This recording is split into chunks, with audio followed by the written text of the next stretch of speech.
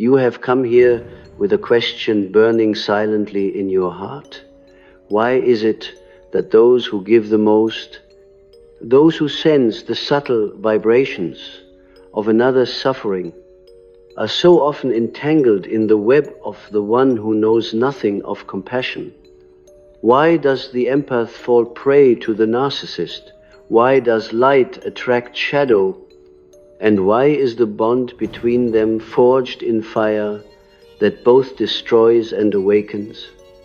This paradox has haunted countless souls, and it is not merely a problem of personality.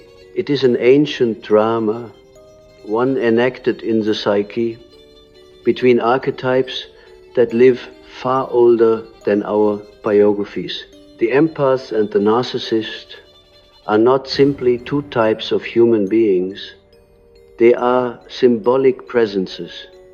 The empath is the vessel of the anima mundi, the soul of the world, carrying within themselves the whisper of the collective wound and the possibility of its healing. The narcissist is the embodiment of the wounded shadow, cut off from its own soul, clinging to masks and illusions. Their meeting is never an accident. It is the summons of fate, the way the unconscious calls both toward transformation. The empath believes they are chosen to heal, and perhaps they are, but they must first see the snare in trying to rescue the narcissist. They are, in truth, staring into their own forgotten wound. The narcissist is but a mirror, a dark twin, reflecting the empath's hidden dependency on being needed, on giving endlessly, so that they may never be abandoned. The shadow of the empath is a compulsion to serve without boundary, to lose themselves in the suffering of another. And this shadow is precisely what the narcissist exploits. Yet listen carefully. The narcissist, for all their cruelty, is not the true enemy. They are the alchemist's fire. They are the one who unwittingly forces the empath to turn inward, to discover that compassion without boundaries is not love but self-betrayal. Without the narcissist's shadow pressing against them, the empath might remain forever in servitude, a saintly prisoner chained by their own virtue. It is through this ordeal that the empath is invited to awaken, to cross from innocence into conscious strength, from boundless receptivity into sovereign being. Think of the myths. Persephone, abducted into the underworld, did not choose Hade's shadowy grasp, but it was through that descent that she emerged as queen of both realms, sovereign of the upper and the lower. The empath, too, must descend into the underworld of the narcissist shadow. There, they learn what the upper world of selfless giving could not teach. The art of boundaries, the sword of discernment, the recognition that love does not mean surrendering one's soul to the hunger of another. The narcissist is like the devouring dragon of legend, guarding a hoard of illusory treasures, praise, power, attention, control. The empath approaches like the innocent youth who longs to save, but in the attempt they are scorched by the dragon's fire. Only then does the empath realize that the true treasure is not within the dragon's cave at all. It is within their own heart, buried beneath layers of fear, guilt, and longing for approval. By confronting the dragon, by refusing to feed its endless appetite, the empath discovers their own gold, This transformation is not a polite process. It is not accomplished by affirmations or kind thoughts. It comes through suffering, through the death of illusions, through nights when the empath feels emptied, betrayed, annihilated. In those nights, the empath cries out, "Why must my heart that longs for love be answered with cruelty? Why must my devotion be met with manipulation?" Here lies the crucifixion of the empathic soul, but every crucifixion conceals a resurrection. The narcissist shadow is powerful because it reveals to the empath what was always hidden in themselves. The empath has denied their anger, their pride, their capacity for power. They wanted only to be gentle, receptive, loving. But the psyche is not whole when one side is exalted and the other rejected. The shadow demands recognition, and so through the narcissist, the empath is confronted with the shadow they never wish to see. They must feel rage. They must taste their own desire to dominate. They must acknowledge their own secret wish to be adored. This is the terrifying gift of the narcissist's presence. It awakens the repressed energies in the empath, forcing them toward integration. Imagine a dream. You find yourself in a vast cathedral, light streaming through stained glass, and there beside the altar stands a figure cloaked in black. They whisper your name, not with malice, but with an uncanny intimacy. They hold a mirror, and in the mirror you do not see their face, but your own distorted, wounded, yet undeniably yours. This is the dream image of the narcissist. They are not showing you themselves, they are showing you the shadow you had exiled. In the alchemical vessel, this confrontation is called the nigredo, the blackening. The empath feels lost, burned, emptied of worth. But it is precisely in this dark night that the seed of transformation germinates. When the empath ceases to seek their reflection in the narcissist's eyes, when they withdraw their projections, when they say, "I am not who you say I am not here to feed your emptiness," the metamorphosis begins. This is not easy. The empath often resists, for they have woven their very identity around giving. To stop feeding the narcissist feels like betrayal of their own essence, but love must evolve from compulsion into freedom. The empaths must learn to love themselves as fiercely as they once loved the other. Only then can they encounter the narcissist not as victim but as equal, not as savior but as sovereign. The archetype of the wounded healer speaks here. Shirong, the centaur, could not heal his own wound, yet through it he became the greatest teacher of healing. The empath's wound is their tendency to lose themselves in the suffering of others. The narcissist tears open this wound again and again, but the wound, once made conscious, becomes the portal of power. The empath emerges stronger precisely because they have faced the abyss of self-loss and returned with the knowledge that they must never abandon themselves again. Consider what emerges after this crucible. The empath who has integrated their shadow is no longer a fragile receptacle. They become a presence of fierce compassion. They can gaze into another's darkness without being consumed. They can give without being emptied. They can love without losing themselves. The narcissist shadow, which once threatened to annihilate them, has become the whetstone that sharpened their soul. And so the drama that once appeared as tragedy reveals itself as initiation. The empath does not emerge naive nor cynical, but transformed.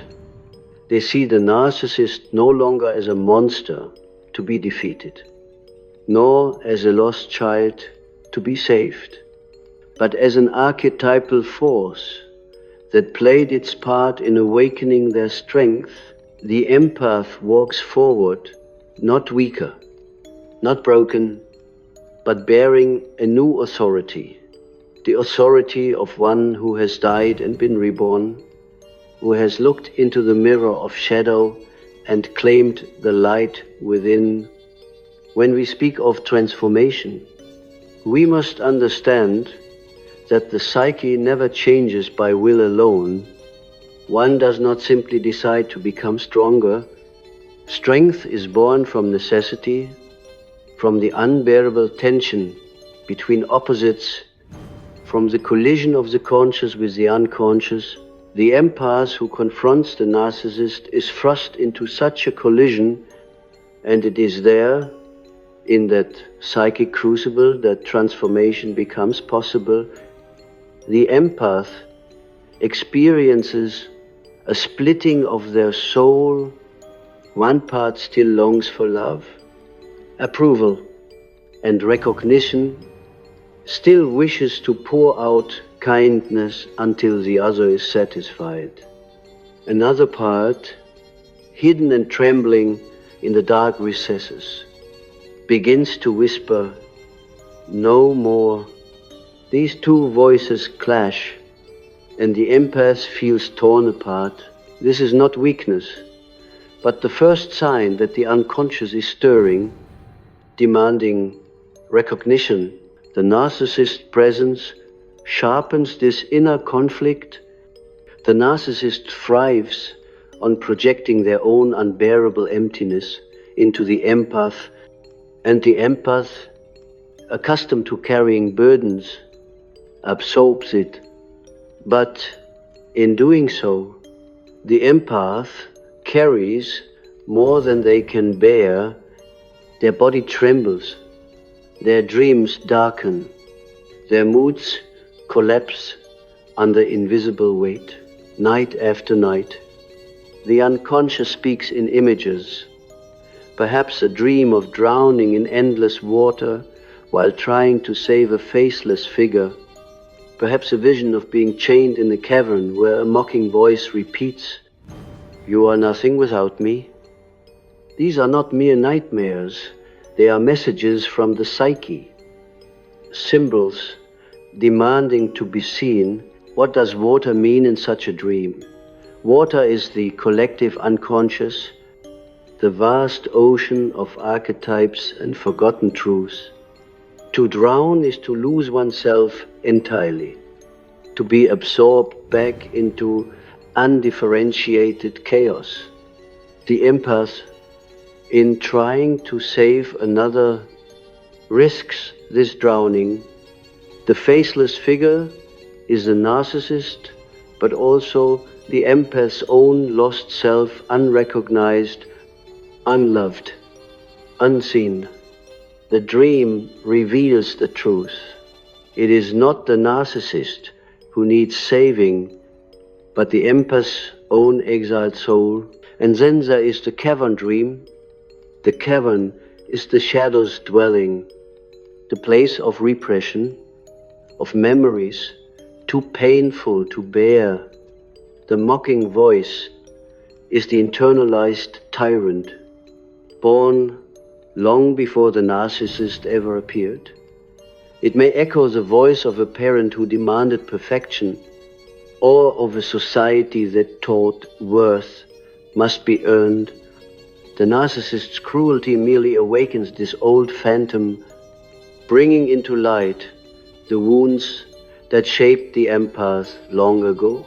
To confront the narcissist, therefore, is not only to confront an external figure, but to reckon with the inner jailer that has chained the soul for years. Transformation comes when the empath ceases to run from these dreams, ceases to dismiss their pain as weakness, and instead listens. The psyche is not cruel. It speaks in symbols, because symbols are the language of the soul. Every insult, every manipulation from the narcissist carries a hidden key. When the narcissist says, "You are nothing without me," the empath can ask, "Is it true? Where in me did I learn that my worth depends on another's approval?" When the narcissist withholds affection, the empath can ask, "Why does my heart still chase the one who starves me?" These questions, asked with sincerity, tear open illusions. They reveal the deeper structure of the wound, the fear of abandonment, the terror of being unseen. This fear is universal. It is not only the empath's private burden, it is the human condition. From birth, we are thrown into a world where our survival depends on others. The infant learns quickly, if I am not pleasing, I may not be loved. If I cry too much, I may be left alone. These primal anxieties remain hidden in the unconscious, waiting for life to press upon them again. And so the empath, who has grown skilled at anticipating others, who can read the subtle cues of mood and silence, was once a child who learned that survival meant sensitivity. They survived by feeling everything, but survival is not wholeness. The very gift that saved them now entraps them. The narcissist enters as the great awakener of this pattern. They force the empath to relive the ancient wound in its most painful form. To the empath, this feels like fate's cruelty. But in the mystical logic of the psyche, it is precisely this reenactment that offers the chance for liberation. The empaths cannot undo their childhood, but they can recognize it, confront it, integrate it. By facing the narcissist's shadow, they face the ghost of their own forgotten past. Here lies the essence of individuation. To individuate is to become whole, to bring the unconscious into consciousness, to reconcile the opposites within. The empath must integrate strength with sensitivity, boundary with compassion, self-love with love for others. Without the narcissist, the empath might never be forced to attempt this integration, but with the narcissist's shadow pressing against them, the old defense of endless giving collapses. They must now forge a new path or perish within the labyrinth. The myths tell us this truth. Consider the hero who enters the labyrinth to face the Minotaur. The labyrinth is the unconscious, twisting and filled with illusions. The Minotaur is the devouring shadow, monstrous, because it was born from secrecy and denial. The hero cannot escape the labyrinth without first confronting the beast. In the same way, the empaths cannot escape the narcissist's shadow without entering the labyrinths of their own psyche, without facing the monstrous fear of abandonment, the rage they have hidden, the hunger for love that has consumed them. Only in confrontation does transformation occur. And what happens when the empath finally turns, no longer fleeing, but meeting the shadow eye to eye? At first, terror. The narcissist will rage, mock, threaten, withdraw. The psyche will tremble, whispering, "You will be alone, unloved, destroyed." But if the empath holds their ground, something extraordinary emerges. The shadow begins to dissolve. The minotaur weakens. The narcissist's words lose their power, for they no longer pierce the hidden wound. The empath realizes, "I exist apart from you. My worth is not bound to your approval. I am whole, even in solitude." This moment is liberation. It is the alchemical turning of lead into gold. What once enslaved now strengthens. The empath, once desperate to be chosen, now chooses themselves. Once fearful of rejection, they now embrace solitude as sacred ground. Once blind to their own anger, they now wield it as righteous boundary. They have emerged from the labyrinth, bearing within them the treasure of selfhood. In dreams after such transformation, the images change, no longer drowning in dark waters. The empath may dream of swimming freely in a vast ocean, sunlight shimmering above. No longer chained in a cavern, they may dream of walking through a forest where light filters through ancient trees. The unconscious responds to their new strength, offering symbols of wholeness instead of despair. But let us not mistake this for final victory. Transformation is never finished. The narcissist's shadow is one teacher, but life will bring others. The empath will still feel the pull of old wounds, the temptation to give too much, the ache of loneliness. Yet now they carry awareness. They recognize the pattern when it stirs. They see the projection when it begins. They are no longer prisoners of the unconscious. This is what it means to emerge stronger than the narcissist's shadow. Not to destroy the other, not to harden into cynicism, but to awaken to the depths of one's own soul. The empath discovers that true strength is not the absence of sensitivity, but the union of sensitivity with sovereignty. They are no longer only the vessel of others' pain. They are the keeper of their own flame, and with this flame, they illuminate the path for others still wandering in darkness. To continue our exploration, we must now enter deeper into the archetypal layers of this drama.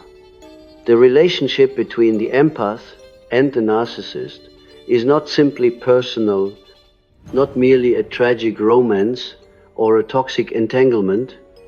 It is the stage upon which vast archetypes move.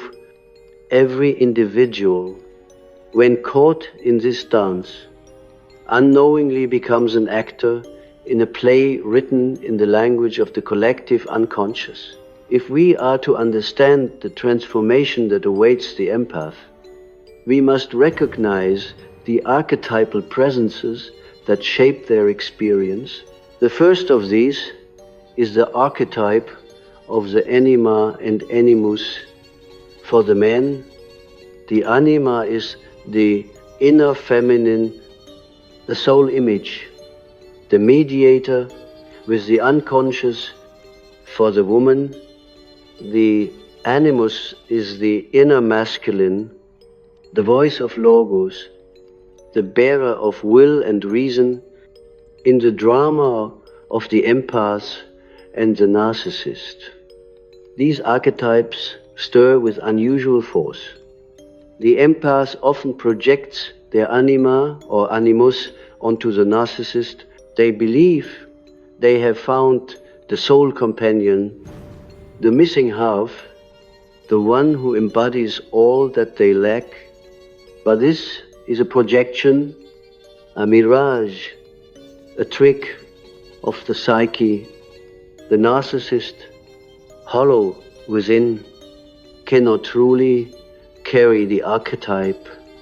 They become instead a distorted vessel, reflecting back not the soul's truth, but its wound. The empath feels as though they have found destiny itself, yet soon discovers they are bound to a shadow image. Here lies the agony. The unconscious chose this figure not to grant eternal love, but to force the empath to reclaim their projection. When the empath withdraws the anima or animus from the narcissist, when they realize that the divine image belongs not outside but within, then the inner marriage begins. The anima or animus, no longer exiled, becomes an ally of transformation. The empath becomes whole, no longer seeking their missing soul in another, but recognizing it as the living presence within themselves. Another archetype that governs this encounter is the wounded child. The empath, though outwardly adult, carries within a child who was once unseen, unprotected, misunderstood. This inner child seeks healing in the narcissist, believing unconsciously, if I can finally make this one love me, the wound of the past will be healed. But the narcissist cannot fulfill this longing. They reenact the wound instead, amplifying it until it can no longer be ignored. The empath, tormented by this cycle, must eventually turn inward, kneel before their own inner child, and say, I will no longer abandon you. What they sought from the narcissist, they must now give to themselves. This is the sacred act of reparenting the soul, and it is here that the empath's true strength is born. We also encounter the archetype of the shadow itself. The empath, in their conscious life, clings to goodness, compassion, gentleness. They reject aggression, self-interest, pride. But what is rejected does not vanish. It descends into the unconscious. There it grows dark, twisted, demanding recognition. The narcissist embodies this rejected shadow. They display arrogance, domination, full cruelty, the very traits the empath denies in themselves. And so the empath, in their outrage, is in truth confronting their own disowned qualities. The path of individuation demands that the empath acknowledge, I, too, contain aggression. I, too, long for recognition. I, too, desire power. Once accepted, these energies can be harnessed, purified, made conscious. What was once destructive becomes creative. What was once feared becomes fuel. And then there is the archetype of the hero. The empath's journey is a hero's journey. Though it rarely appears heroic in the beginning, to be sensitive, to feel everything, to give without thought for self, this is often seen as weakness in our world. Yet sensitivity is the raw material of the hero's power. When tempered by the fire of the narcissist's shadow, it becomes strength of a higher order. The empath, having endured betrayal and manipulation, learns endurance. Having walked through despair, they discover resilience. They emerge with a courage, not of the sword, but of the soul. The courage to be fully themselves, to stand in truth, even when unseen, to shine without asking permission. This is the hero's transformation. Notice how the myths echo this pattern. In the story of Psyche and Eros, Psyche is commanded to perform impossible tasks, each one designed to break her. She descends into the underworld. She gathers impossible beauty from the Queen of Shadows. And yet, through these trials, Psyche matures, becoming worthy of divine union. The empath, too, is given impossible tasks by the narcissist tasks of enduring, of proving, of giving without end. These tasks nearly destroy them, but in the struggle they discover capacities they never knew they possessed. They become sovereign of their own psyche, no longer dependent on the whims of another's love. Dreams often reveal this transformation before the conscious mind dares to claim it. I have listened to patients who, after years of entanglement, began to dream of standing on mountains, of carrying torches into dark places, of confronting beasts and finding them dissolve into mist. These images are not fantasy.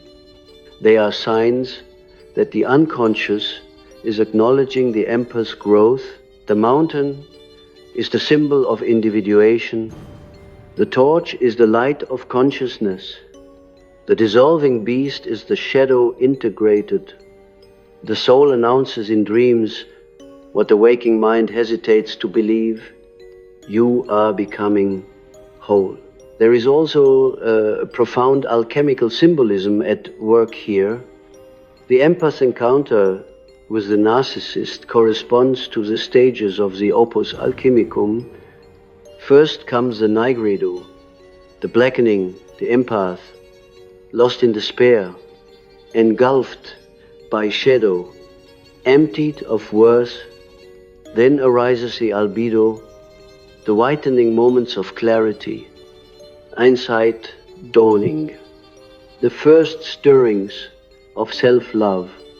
Finally, the rubedo, the reddening life, renewed, the soul ignited, compassion fused with strength.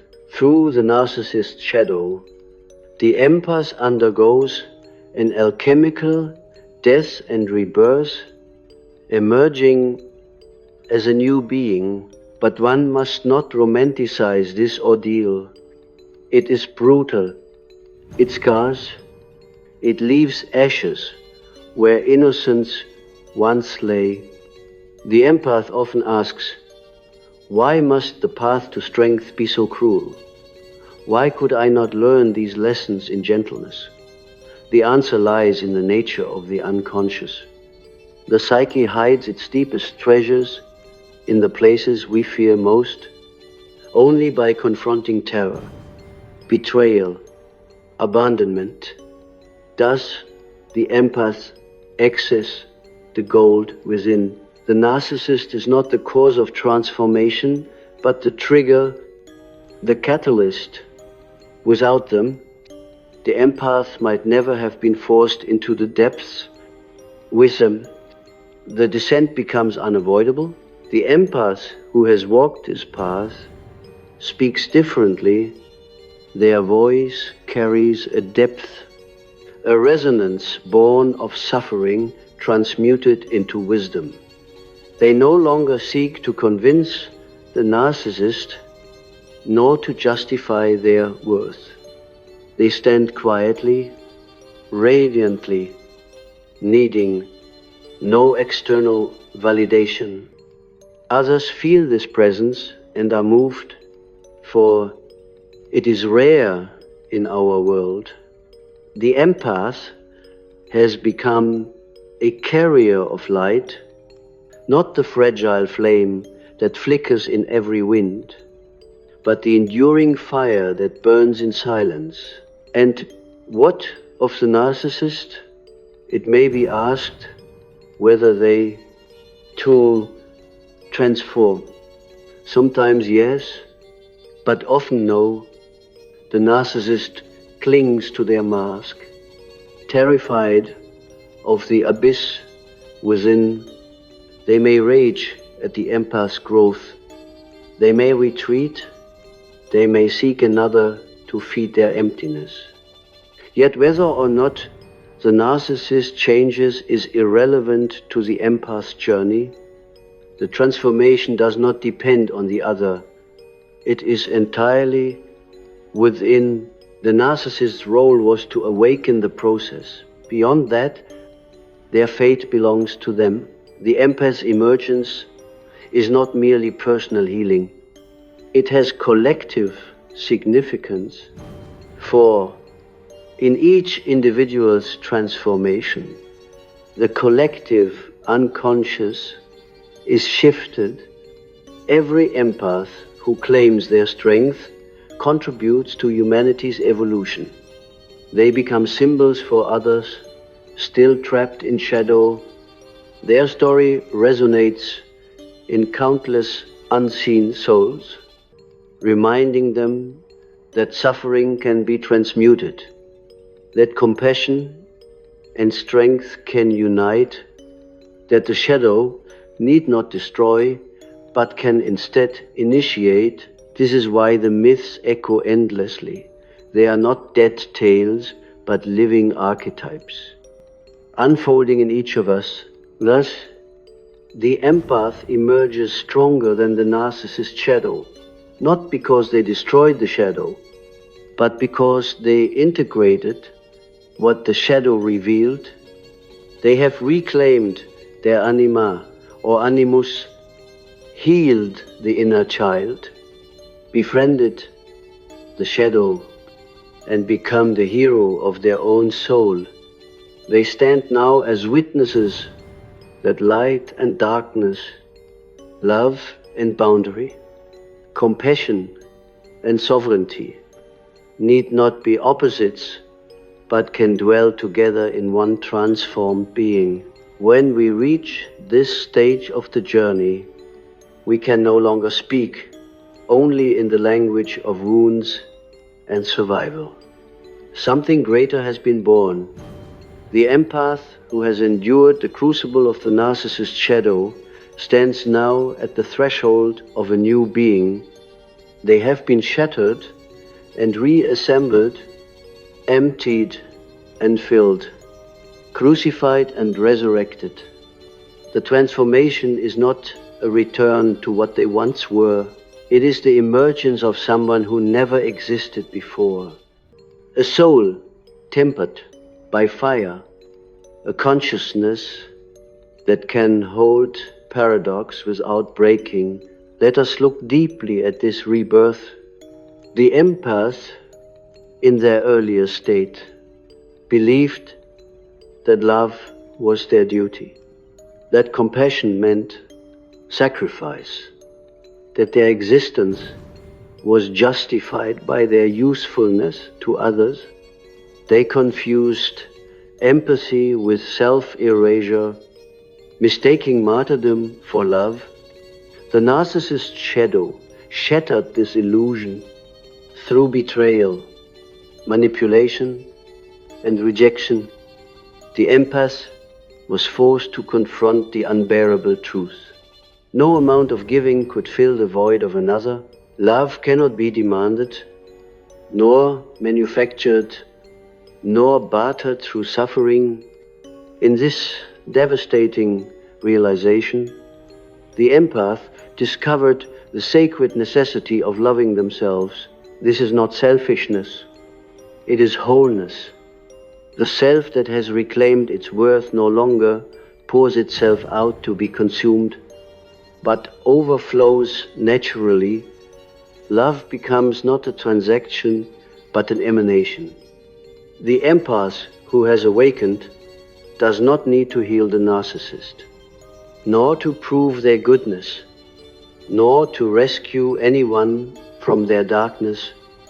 Instead, they embody presence, a stillness that heals simply by existing. Their compassion is no longer bound by compulsion. It is free, fierce, discerning. They can embrace and they can refuse. They can give and they can withhold without guilt or fear. In this transformation, we see the archetype of the phoenix burned to ashes by the fire of shadow. The empath rises anew. Their wings are not of fragility, but of flame. They no longer hide from conflict, but pass through it. They no longer collapse under abandonment, but stand sovereign in solitude. They no longer confuse pity for love, but understand that true love honors both self and other. The narcissist's shadow, which once seemed to annihilate them, has become the fire that awakened their immortal essence. The mystical dimension of this rebirth cannot be ignored.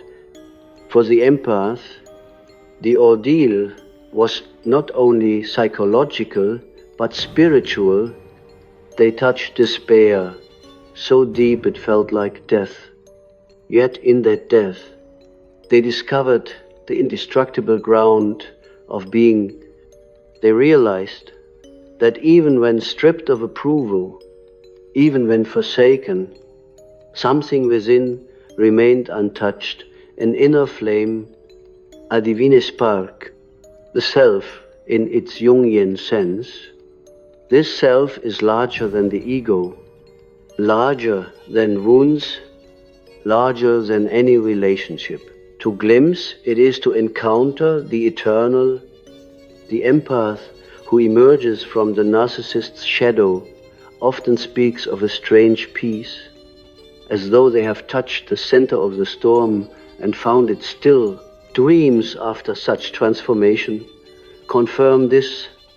A woman once dreamt of standing at the edge of a vast desert, where the sun rose crimson, illuminating her with fire. Another dreamt of sitting by a river of light, hands submerged, feeling strength surge into her veins. These are not fantasies but revelations. The psyche, when it has undergone rebirth, shows its truth in symbols of renewal. Sunrise, flowing water, unshakable ground. The empath is no longer drowning in dark waters, but standing firmly in light. Yet this rebirth is not meant for them alone. The empath becomes a bearer of collective healing. Their story resonates with countless others, still trapped in shadow. When they speak their truth, when they embody their new strength, they give permission for others to awaken. The transformation ripples outward, for every act of individuation contributes to the evolution of the whole. Jung once said that the fate of the world depends on the individuation of each individual. Here we see this principle alive. The empath's victory over the narcissist's shadow is not a private triumph, but a gift to the collective soul. But let us not simplify this victory. Transformation is never linear. The empath will still feel echoes of old wounds. They may still be tempted by the call of another shadow, another mask promising love. Yet, now they walk with awareness. They recognize the projection as it arises. They sense the pull before it devours them. They no longer mistake pain for destiny. In this vigilance, they maintain their sovereignty. The empath has become not flawless, but conscious. And that is a true mark of transformation. Consider the mystical archetype of the wounded healer once more. Chiron's wound never vanished, yet he became a healer of gods and heroes. So too the empaths, their sensitivity remains, their heart still trembles at the suffering of others. But now it is no longer a wound that bleeds them dry. It is a channel through which wisdom flows.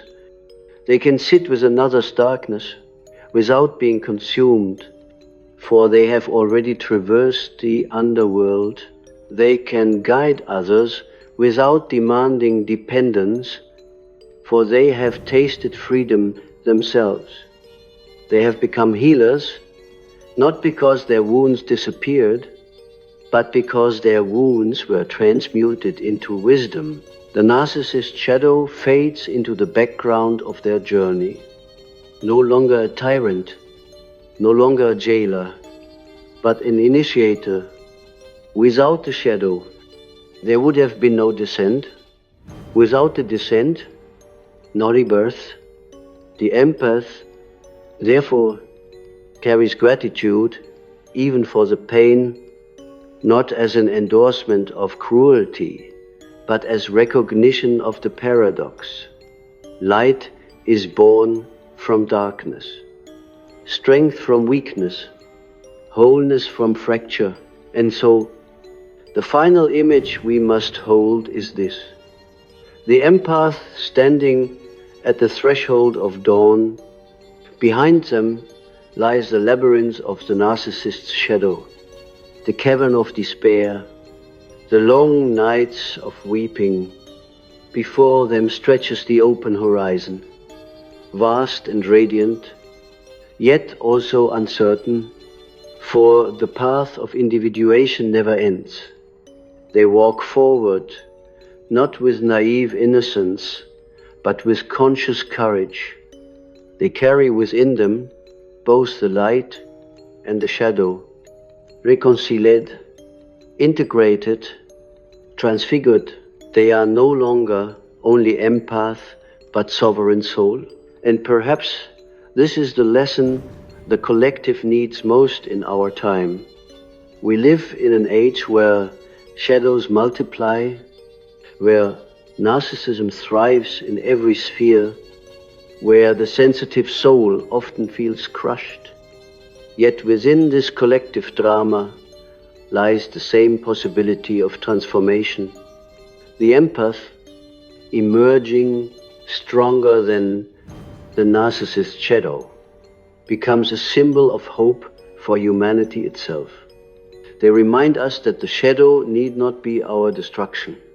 It can be our initiation. They remind us that sensitivity is not weakness but potential, not fragility but doorway. They remind us that the soul, though wounded, carries within it an immortal spark waiting to be revealed. This, then, is the transformation. The empath who once felt powerless against the narcissist's shadow now walks with the authority of one who has met the abyss and returned. They embody the paradox that true strength is born of vulnerability, that true love requires boundaries, that true healing comes not from rescuing others, but from reclaiming the soul. Their journey is both deeply personal and profoundly universal, echoing through myths, dreams, and archetypes across the ages. So I say to you, as if speaking into the depths of your own unconscious, if you have felt consumed by the shadow of another, If you have been torn apart by the hunger of those who could not see you, know this. Your suffering is not meaningless.